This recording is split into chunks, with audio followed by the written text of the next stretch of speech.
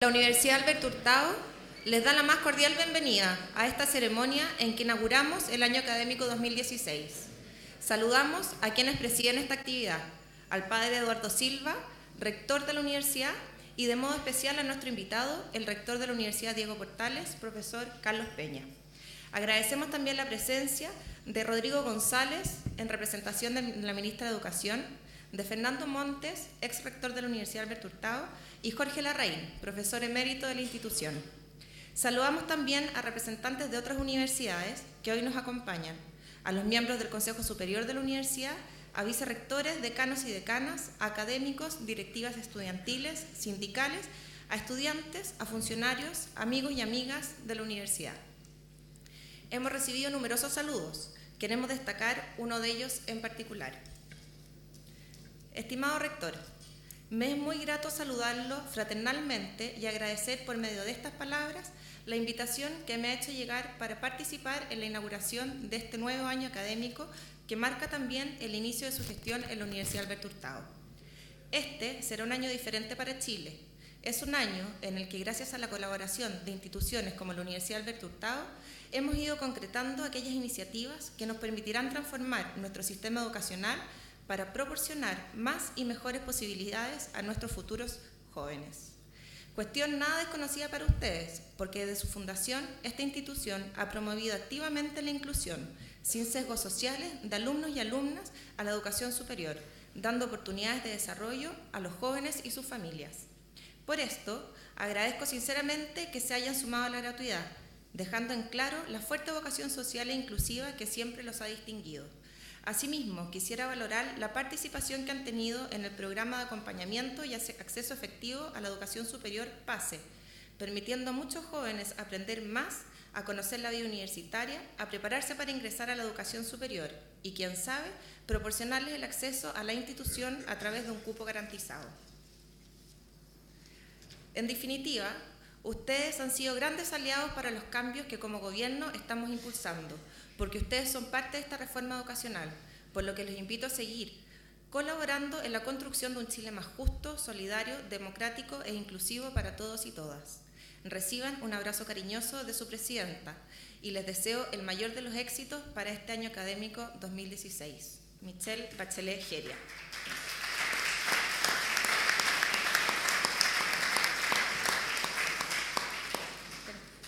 Para iniciar la actividad, dejo con ustedes al vicerrector académico, don Pedro Milos.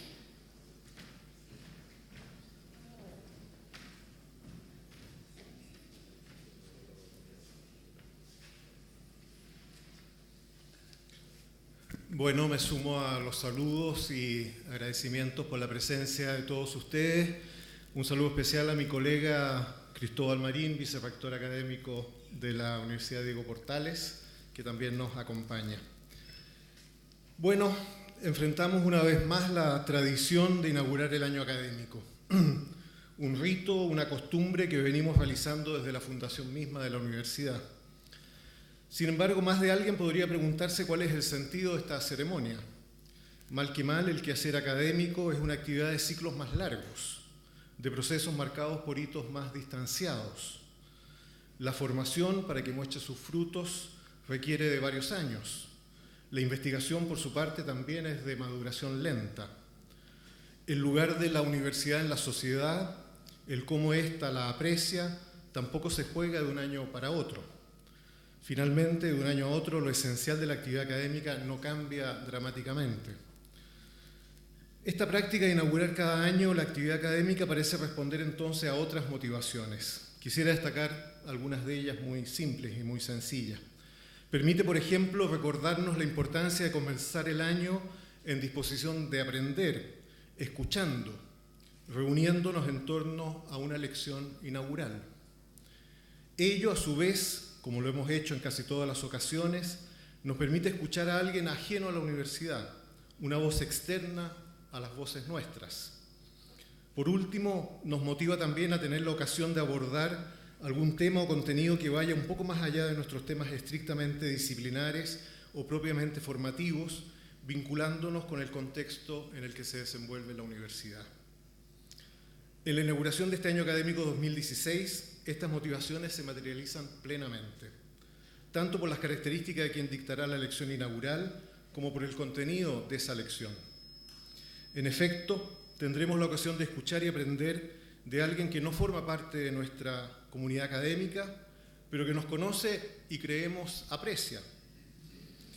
Y el tema que abordará, que se refiere a los desafíos que enfrenta nuestro sistema de educación superior, no puede encarnar mejor esta relación entre universidad y entorno.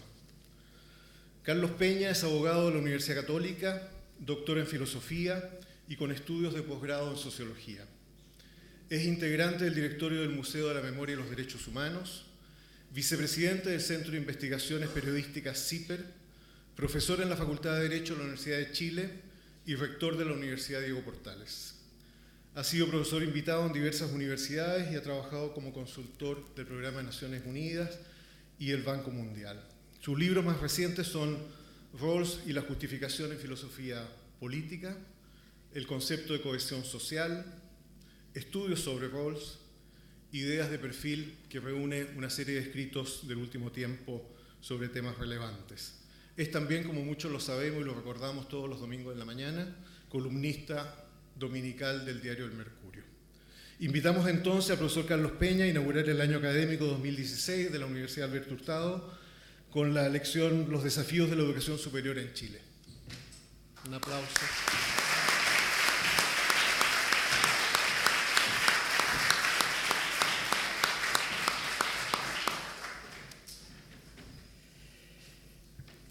Estimado señor rector, estimados decanos, decanas, estimados profesores, profesoras, estimados alumnos y alumnas. El problema del que, con ocasión de este acto, me ocuparé en lo que sigue es el de los desafíos que enfrenta la reforma de la educación superior chilena en actual curso. No me detendré, por supuesto, en los pormenores legales, de variada índole por lo demás, envueltos en este proceso, sino que subrayaré los aspectos conceptuales y de principio que son, me parece a mí, en la hora presente, erizada de entusiasmos y de intereses de la más diversa índole, los más necesitados de reflexión. Como todos ustedes saben, las universidades son, de todas las instituciones sociales hasta ahora conocidas, las únicas que hacen de la reflexión racional hasta el límite de sus posibilidades su vocación más íntima. Las universidades, es verdad, como suele hoy día decirse, forman el capital humano de las sociedades, contribuyen a la cohesión social, fortalecen el desarrollo y estimulan la movilidad. Pero ninguna de esas cosas que hoy día se subrayan una y otra vez, casi con porfía y con entusiasmo, caracterizan lo que la universidad tiene de más propio y sin lo cual ella sería perfectamente prescindible: su vocación por ejercitar la racionalidad sin restricciones y sin ninguna coacción.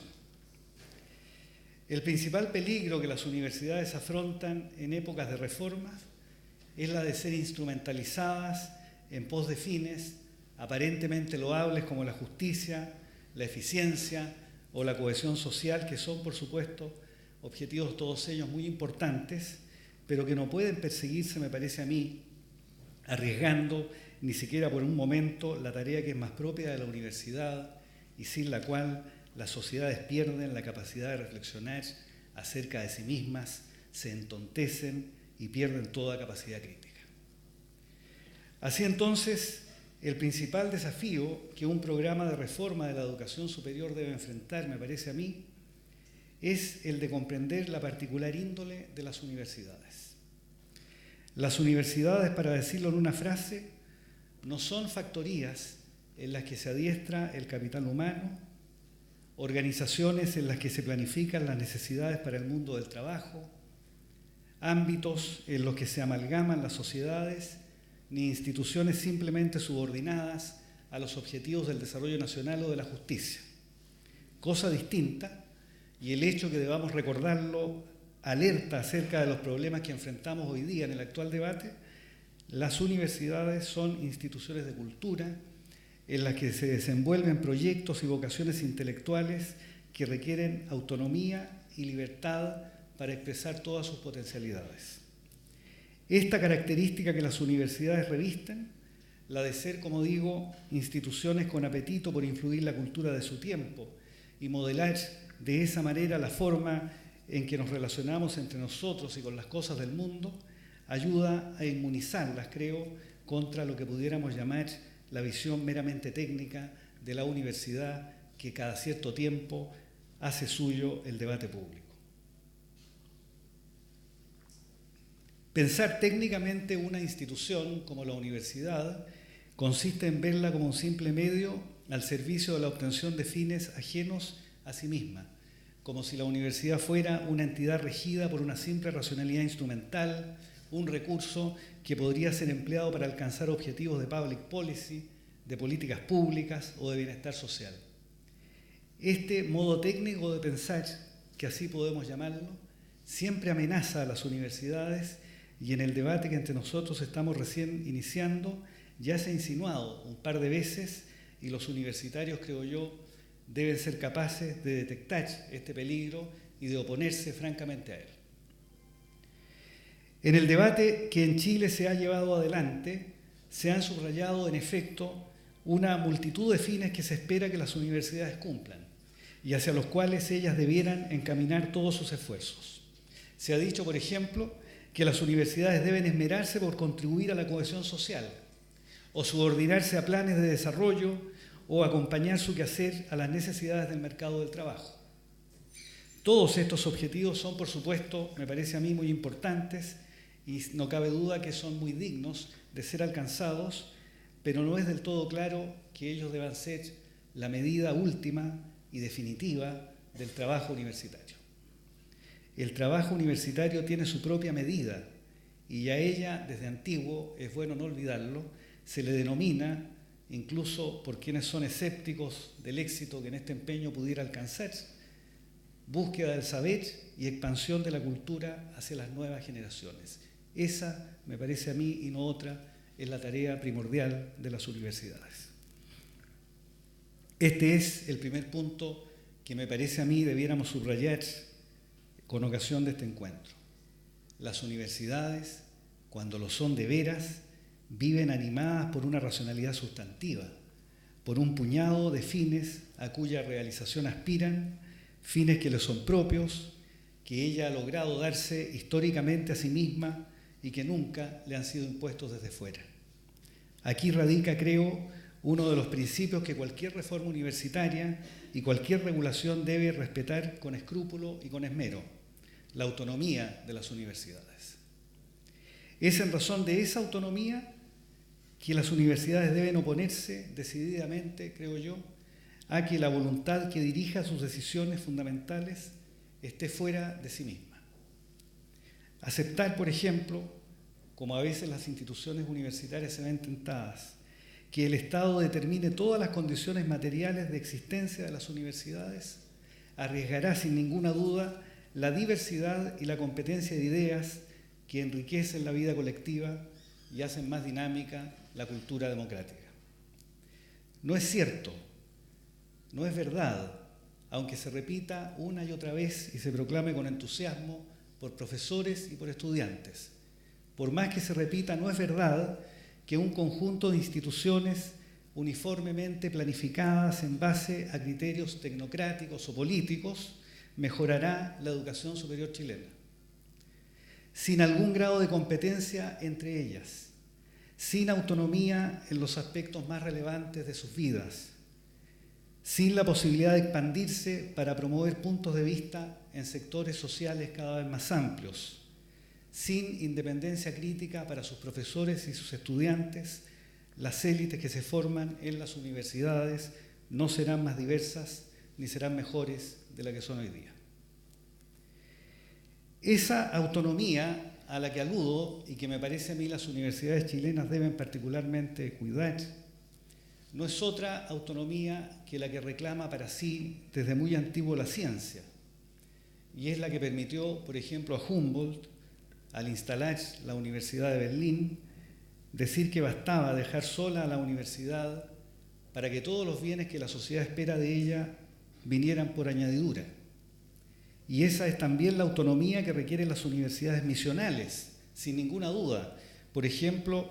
las universidades católicas, para desenvolver su vocación y darle curso al sentido que las anima. La autonomía que las universidades reclaman y que es el principal baremo, creo yo, con el que debemos medir cualquier propósito de reforma, no es una demanda corporativa, como a veces con desdén suele adjetivársela, ni tampoco un capricho político de quienes integran la universidad o de quienes tienen la suerte de conducirlas, sino que se trata de una exigencia intelectual que proviene de la misma índole de la universidad y del lugar que a ella le cabe en medio de la cultura. Sin autonomía, sin la posibilidad de trazar las líneas de sus programas, decidir su esfera de influencia o participar críticamente de la esfera pública, las universidades, aunque tuvieran más recursos y estuvieran acunadas con las rentas generales, y aunque alcanzaran los fines que hoy día les solemos atribuir como la cohesión social y la justicia, verían desmedrada su razón de ser.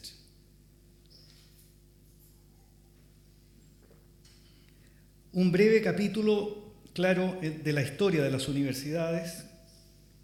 uno que escribió Kant, El conflicto de las facultades, de 1798,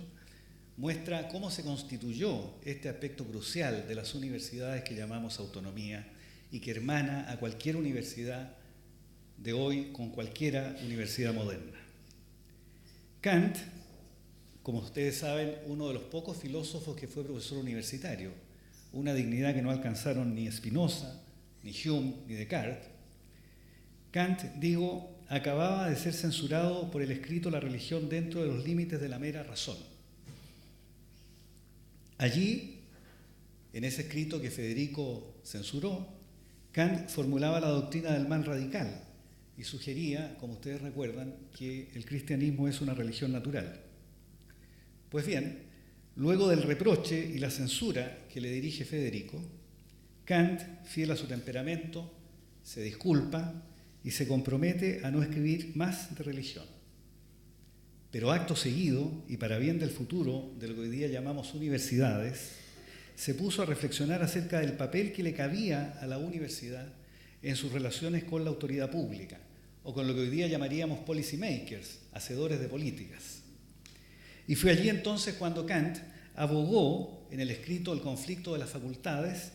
porque las que entonces se llamaban facultades superiores, y que hoy día llamaríamos facultades profesionales, estuvieran sometidas a la autoridad. En tanto dijo que lo que por estos días llamaríamos facultades inferiores, y que antes se llamaba facultad de filosofía, dijo Kant, debieran estar entregadas simplemente a sí mismas y con plena autonomía respecto de la autoridad. No es exagerado afirmar que el escrito de Kant reflejó casi un programa de la época, que quiso resolver por vez primera, fíjense ustedes en la historia intelectual, una disyuntiva que de ahí en adelante acompañará a la universidad moderna y acompaña hoy día a las universidades en Chile. La de las relaciones que deben poseer ellas con el Estado y con los objetivos que el Estado se plantea. La respuesta de Kant es que la universidad debe ser capaz de administrar el saber disponible, el saber ya constituido, pero por sobre todo, dice Kant, y de ahí que requieran las universidades una autonomía radical, las universidades deben tener la capacidad de someter a crítica ese saber y poner en cuestión su misma posibilidad de existencia. Esta paradoja que está alojada en las universidades, administrar el conocimiento, pero al mismo tiempo ponerlo en cuestión, es lo que justifica intelectualmente la autonomía y la libertad que los universitarios deben siempre, creo yo, reclamar. No sería difícil, por supuesto, aunque no tenemos tiempo de hacerlo, mostrar que esa vinculación de la institución universitaria con el saber que se entrega nada más que a sus propias reglas y al mismo tiempo con los objetivos generales de la sociedad de la que forma parte, se repite en prácticamente todas las universidades a contar del siglo XIX, en todas las que llamaríamos universidades modernas. Como lo muestra, claro, el programa de instalación de la Universidad de Berlín en 1810, el paradigma de la Universidad de Investigación Científica, como lo muestra la instalación de la nueva Universidad en París, el paradigma de la Universidad Napoleónica o profesionalizante, y como lo muestra, claro está, el discurso del propio Andrés Bello en el caso de la Universidad de Chile, por citar ese ejemplo entre nosotros. Esa doble característica que Kant, como acabamos de ver, subraya, a saber, administrar el saber constituido, poniéndolo al alcance de la sociedad, pero al mismo tiempo criticar ese saber, poniendo en cuestión las condiciones bajo las cuales se constituye, son las que muestran hasta qué punto está desencaminada la discusión que por estos días se lleva a cabo entre nosotros acerca de otro rasgo que suele estar presente en el debate y que está desde antiguo también alojado en la índole misma de la universidad. Me refiero al debate acerca del carácter público o privado de las universidades, un tema que junto al de la autonomía es otro de los aspectos claves que creo yo debiéramos tener en cuenta a la hora de debatir la reforma. Por estos días se escucha con una frecuencia ya casi incómoda que hay universidades que por su pertenencia al Estado son públicas y otras que en cambio, por ser ajenas al Estado, carecen de ese carácter. Esta sinonimia entre lo público y lo estatal, repetida una y otra vez por universitarios, por rectores y por autoridades, constituye un gigantesco error intelectual que es imprescindible corregir para que el debate en torno a la reforma posea el rigor y la dignidad intelectual que los problemas de la universidad reclaman. ¿Qué se quiere decir cuando se afirma que una institución es pública y cuando, en consecuencia, una universidad lo es? Me parece a mí que responder esta pregunta es, junto con el problema de la autonomía, al que acabo recién de aludir, otro de los aspectos cruciales del debate que entre nosotros estamos emprendiendo. Para probar que lo público no tiene necesariamente una relación privilegiada con lo estatal, bastaría recordar y recordarles a quienes repiten eso una y otra vez sin ningún pudor, bastaría recordarles, digo, que en el mundo hubo universidades que hoy día llamaríamos indudablemente públicas, como la de París o la de Bolonia, por ejemplo, incluso antes que existiera lo que hoy día llamamos Estado. Una palabra, Estado, dicho sea de paso, que acuñó recién en el siglo XIV Maquiavelo y cuya realidad se asentó en el mundo occidental recién en el siglo XVII. Como sugiere Huizinga, incluso la idea de nación es fruto de la universidad y no en cambio la universidad un resultado de la nación. Las naciones, relata Huizinga, eran agrupaciones de estudiantes que en París o en Bolonia se agrupaban según el lugar de donde provenían para competir. Y si cuando se atiende al origen histórico de las universidades no existe ningún vínculo privilegiado entre lo público y lo estatal, por la sencilla razón, permítame recordarlo y reiterarlo, que hay universidades en el mundo antes que existiera Estado, si no es cierto entonces que existe desde el punto de vista histórico ninguna vinculación necesaria entre lo público y lo estatal, esa vinculación tampoco parece existir cuando se recurre a otros criterios disponibles en la literatura. Así ocurre desde luego cuando, por ejemplo, se echa mano para dilucidar el misterio de lo público, pudiéramos decir, a la literatura económica. En la economía neoclásica, por ejemplo, como todos ustedes saben, un bien es público cuando no admite rivalidad para su consumo y cuando provee beneficios indiscriminados a todas las personas, sin distinguir entre aquellas que pagan por su consumo y aquellas que no. El ejemplo favorito que daba ya muy tempranamente en la segunda mitad del XIX Alfred Marshall, por supuesto en su libro Principios de Economía, es el de la información o el de los resultados de la investigación científica. Desde este punto de vista, una institución será más o menos pública cuando produzca este tipo de bienes. Y parece obvio que, al igual como ocurría cuando el asunto se examina en perspectiva histórica, no hay acá tampoco ninguna vinculación necesaria, insisto, entre la índole estatal de una institución y su capacidad para proveer ese tipo de bienes. Con todo, esta dimensión de lo público, consistente en la capacidad para producir bienes, de aquellos que la economía neoclásica llama bienes públicos justamente, presenta una paradoja que tampoco conviene pasar por alto. La mayor parte de las universidades que hacen investigación y se vanaglorian con razón por eso de poseer una dimensión pública, las llamadas universidades de investigación en el mundo, aspiran al mismo tiempo a obtener patentes con los resultados de sus investigaciones, es decir, aspiran, paradójicamente, también en Chile, a transformar en privado un bien originalmente público. La paradoja consiste, repito, en que las universidades de investigación, cuando son de veras exitosas, tienden, a partir de un momento, a perder el carácter público que les confiere la obtención de ese tipo de bienes y al instituir property rights sobre ellos, los privatizan, perdiendo entonces esta dimensión. Pero si, como acabamos de ver, no es la historia ni la economía la que acreditan esta vinculación necesaria entre esfera estatal y esfera pública, tantas veces oída entre nosotros,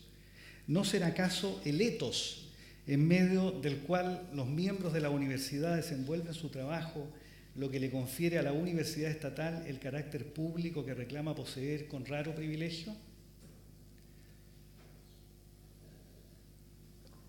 Este concepto de lo público, ya no lo público en perspectiva histórica, ni tampoco lo público desde el punto de vista económico, sino este concepto de lo público como un cierto ethos del ejercicio racional al que ahora me referiré, es posible encontrarlo en buena parte de la literatura,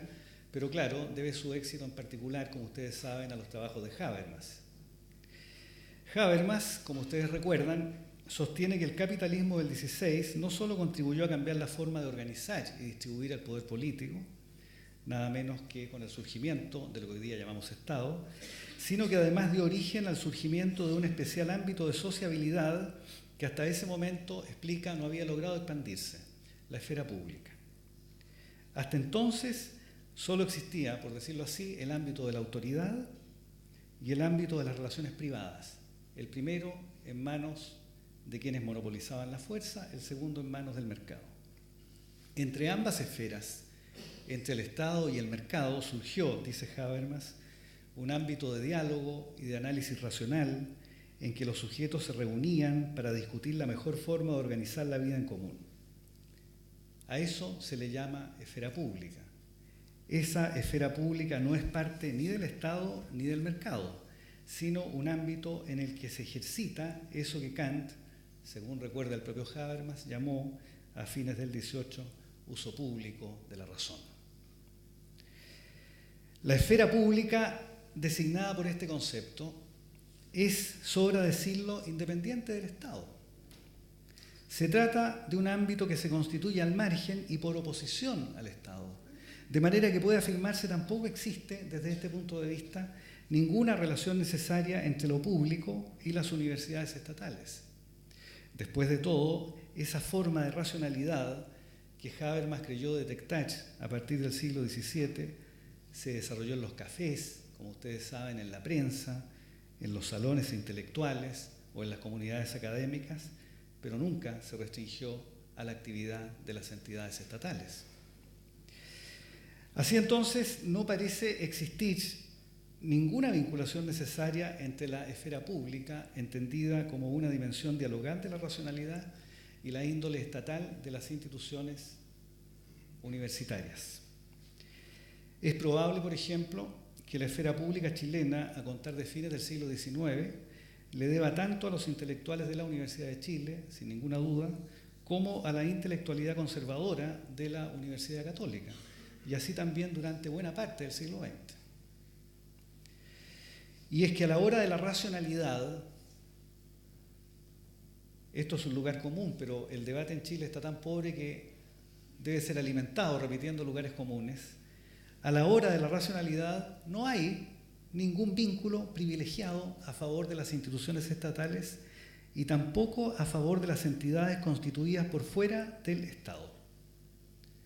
Unas y otras poseerán o no ese carácter público dependiendo del ethos que estén dispuestas a promover y a cultivar entre sus miembros. Una universidad misional, como una universidad católica, por ejemplo, puede, por supuesto, ser pública bajo este respecto, a condición que la misión que atesora la promueva mediante las armas de la racionalidad y con pleno respeto a la independencia crítica de sus miembros, apelando a ese ideal que Kant describía como la capacidad de hablar ante el gran público de lectores. Y por la inversa, una universidad estatal, capturada por facciones de estudiantes entusiastas y enfervorizados, o de profesores, que en vez de profesores parecen hinchas, y que prefieren abrazar su simple pertenencia a la institución como si fueran fieles y no universitarios, esa institución se aleja, lo reconozcan o no, del carácter público que sin embargo porfiadamente reclaman. ¿Significa lo anterior entonces que todas las universidades son igualmente públicas y que todas merecen ser tratadas por parte del Estado de la misma manera como a veces también se insinúa? Por supuesto que no. Del hecho que no exista una vinculación necesaria, según acabo de mostrar, entre la índole estatal de una institución y su carácter público, de ese hecho, no se sigue en modo alguno que todas las universidades sean en los hechos de carácter público o que todas deban ser tratadas de la misma forma. Por el contrario, hay buenas razones, creo yo, para tratar de manera preferente y dentro de ciertos límites a las universidades estatales, aunque esas razones no provienen del carácter público que erróneamente reclaman como cosa esencial. Esas razones tienen su origen, estas razones de por qué las universidades estatales merecerían, sin embargo, a pesar de todo lo dicho, un trato preferente, tienen su origen en una constatación empírica y hasta cierto punto política que no podemos, me parece a mí, en el debate en Chile eludir. En un sistema de educación superior como el chileno, donde la creación de universidades está al alcance de la iniciativa privada, se arriesga el peligro que el ámbito de la educación superior resulte anegado, inundado por proyectos institucionales que expresan puntos de vista parciales o formas de vida particulares de las varias que están en competencia en una sociedad democrática, y que así poco a poco la fisonomía del conjunto de la educación superior se asemeje a la suma o simple yuxtaposición de esos proyectos particulares sin que exista ninguno que aspire a expresar la totalidad social. En un mundo como ese, un mundo del que estamos cerca, el sistema escolar y el sistema universitario acabarían siendo la prolongación de la familia y de sus creencias, un mecanismo puramente endogámico en el que no habría lugar para la diversificación de las élites que es imprescindible, me parece a mí, para la salud de la democracia. Pues bien, para evitar lo anterior, es decir, para evitar que el sistema universitario sea anegado por proyectos particulares de diversa índole, empresariales, religiosos, emprendimientos individuales, etc., para evitar eso, digo, es imprescindible, creo yo, que el Estado cuente con un puñado de instituciones capaces de expresar la pluralidad social y trascender los puntos de vista meramente particulares. Y aquí hay, entonces, según creo yo, una buena razón para que el Estado trate preferentemente a un puñado de sus instituciones, aunque querría subrayar, a riesgo de ser majadero, que ello no proviene del hecho que las universidades estatales sean por esencia públicas, como erróneamente se repite una y otra vez. Con todo, cabría insistir, las razones en pro de un trato preferente de las universidades estatales no provienen del hecho que ellas posean, como digo, un vínculo privilegiado con una esfera, sino que derivan de la actual situación del sistema de educación superior, que así como van las cosas, arriesga, como dije,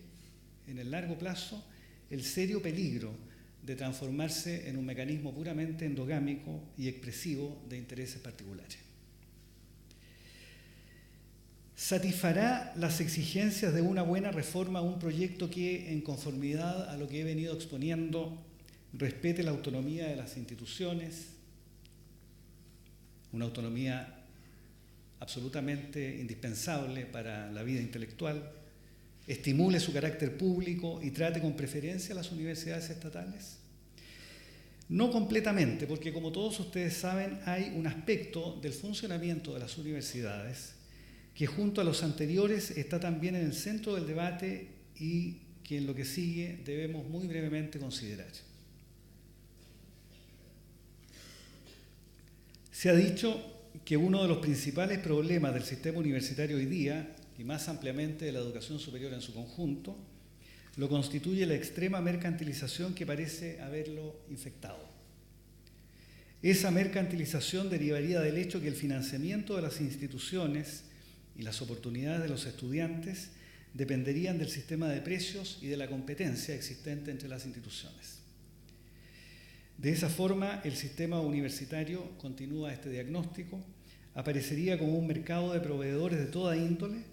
que compiten entre sí y envían señales al público mediante el sistema de precios o de aranceles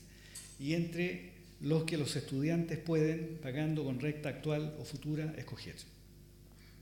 Esta descripción del sistema suena algo exagerada, es verdad, pero lo fundamental es correcta. Todas las instituciones, incluidas aquellas que reciben subsidios públicos directos hoy día, han debido, desde los años 80 en adelante, financiarse de manera importante con los aranceles que pagan los estudiantes, quienes por su parte obtienen los recursos de la renta actual de sus familias o de sus propias rentas futuras mediante un sistema de créditos.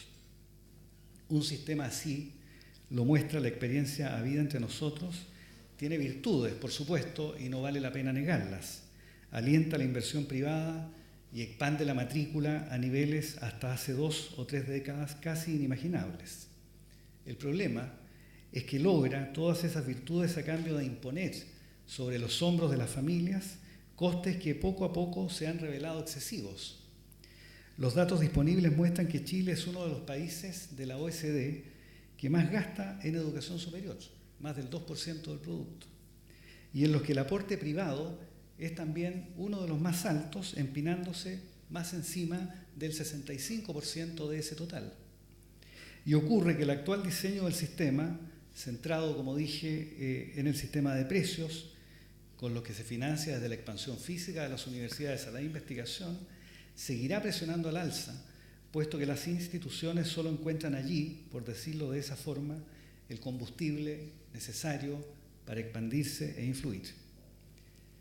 La única forma de resolver ese problema, puesto que es un problema que la economía política del sistema de educación superior presione al alza y que toda ella repose sobre los hombros de las familias, consiste en sustituir parte del gasto privado con rentas generales. Ahora bien, como el gasto privado hoy día financia la docencia, la investigación y la expansión de la infraestructura, su sustitución requiere que el Estado distinga entre esos 3 aspectos al menos a la hora de transferir recursos y disponga de mayores capacidades institucionales para fiscalizar su empleo. Lo que acabo de subrayar, la necesidad de un cambio en la economía política del sistema, acerca de lo cual me parece a mí no debiéramos tener dudas, es lo que hace imprescindible una reforma a la institucionalidad del sector universitario, el que desde los años 80 en adelante se ha desenvuelto con pocas reglas, en lo que sin ninguna exageración puede ser descrito como un verdadero estado de naturaleza, esa metáfora que usaban los escritores políticos del 17 para describir una sociedad sin Estado y sin reglas.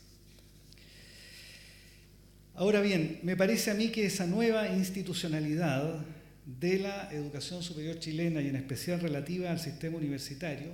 y con esto creo podemos concluir,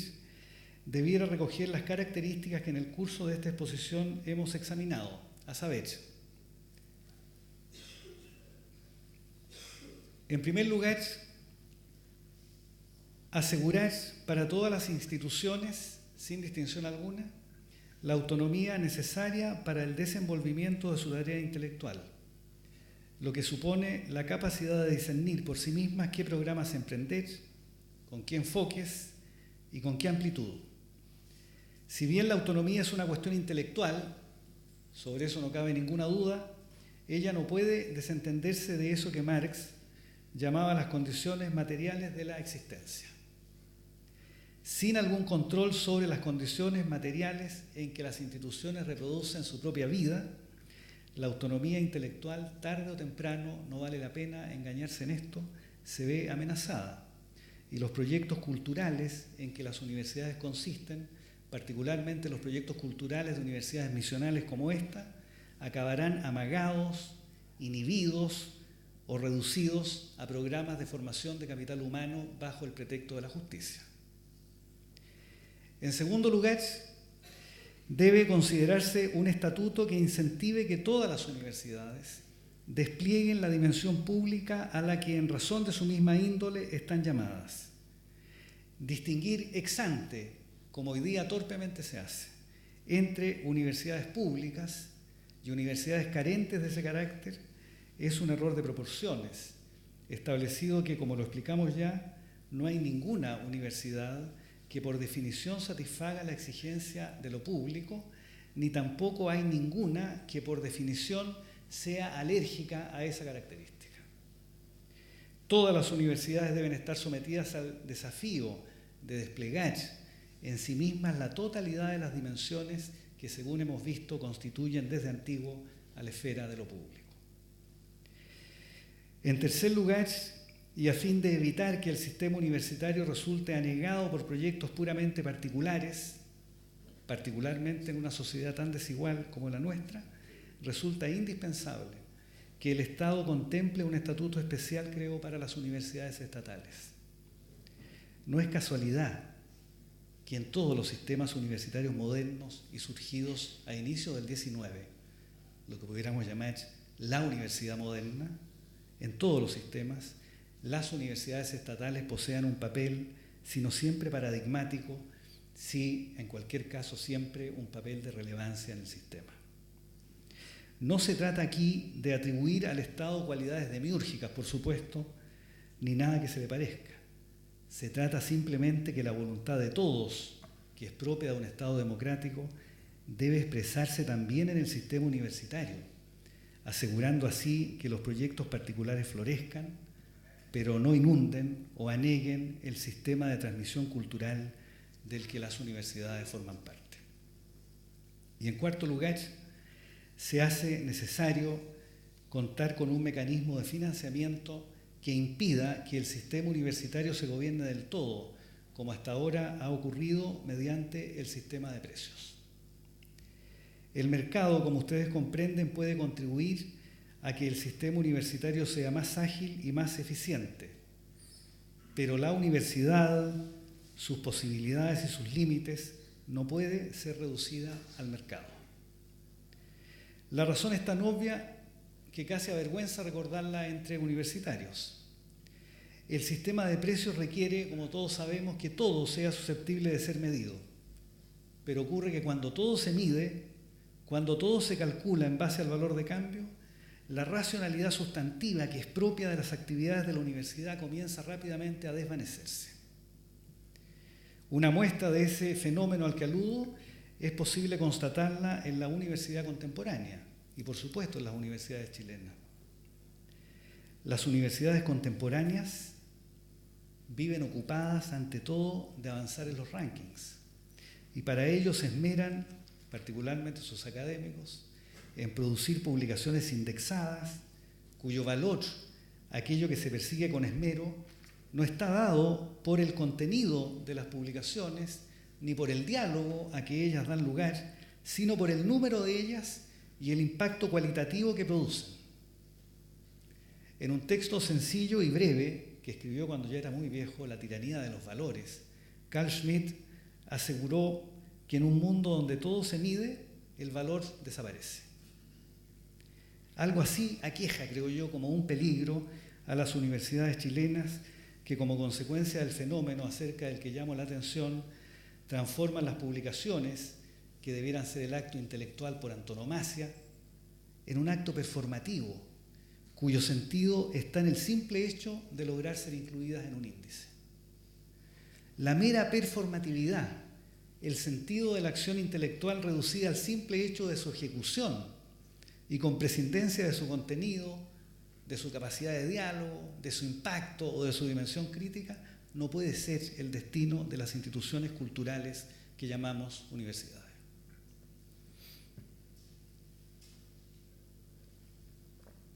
Estimado señor rector, estimados profesores, profesoras, estimados alumnos y alumnas, al comenzar esta ya larga exposición dije que me proponía identificar algunos de los desafíos a los que debe hacer frente la reforma de la educación superior en actual curso. Al concluirla, quizá haya que decir simplemente que el principal desafío que esa reforma debe afrontar y a cuya altura los universitarios deben ser capaces de situarse, pero de la que desgraciadamente no vale la pena engañarse, estamos todavía lejos, es de llevar adelante este diálogo ejercitando las virtudes de la racionalidad, que son desde el principio las virtudes, las únicas virtudes que hacen digna a la institución universitaria. Muchísimas gracias. Agradecer a Carlos Peña la lección que nos ha dado, su generosidad y disposición inmediata cuando lo invitamos a este acto, y disposición inmediata a una universidad que no solo es la vecina que está al otro lado de la Alameda, sino que, por lo menos yo experimento, una universidad hermana. Pertenecemos a tradiciones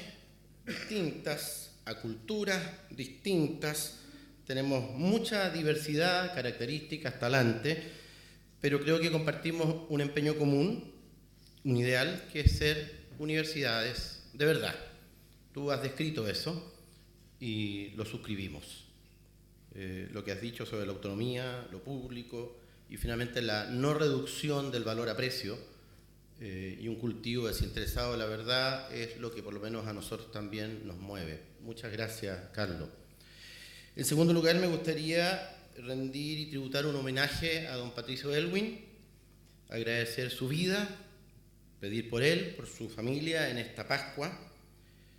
En este presidente se conjugan dos de las tradiciones más significativas de nuestra patria, la tradición republicana y la tradición cristiana, hombre de Estado y hombre evangélico. Más allá de nuestras valoraciones o críticas con su pensamiento o con su gestión, se trata de un hombre que supo encarnar algo de lo que nosotros como universidad nos mueve, universidad misional, donde quisiéramos poder vincular nuestro trabajo intelectual con nuestro trabajo de creyentes para aquellos que comparten esa fe, donde pudiéramos tratar de conjugar también fe y justicia. Tenemos el orgullo de haberle tributado, haberle concedido a don Patricio la condecoración de ser uno de los héroes de la paz, y tenemos también el orgullo de que él nos entregó el archivo de la presidencia. Dos palabras finales para que no se atrase el jugo de honor.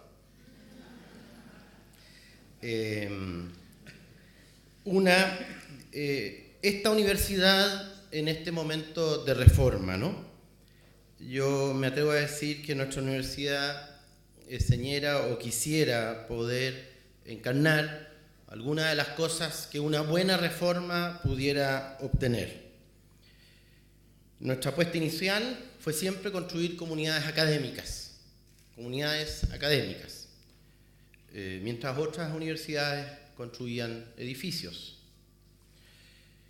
Nuestra opción fue cultivar las humanidades y ha sido y sigue siendo la educación, las ciencias sociales, el derecho, la psicología, cuando todo indicaba que el futuro está en las ciencias duras, en las ciencias productivas.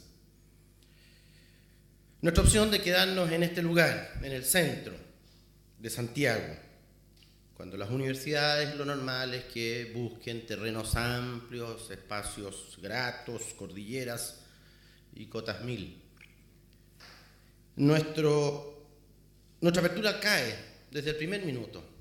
nuestra apertura al pase, nuestra opción de acoger la gratuidad, con un verdadero deseo de que haya inclusión y que no pongamos barreras, sino las propias de una universidad, a las personas a los chilenos talentosos.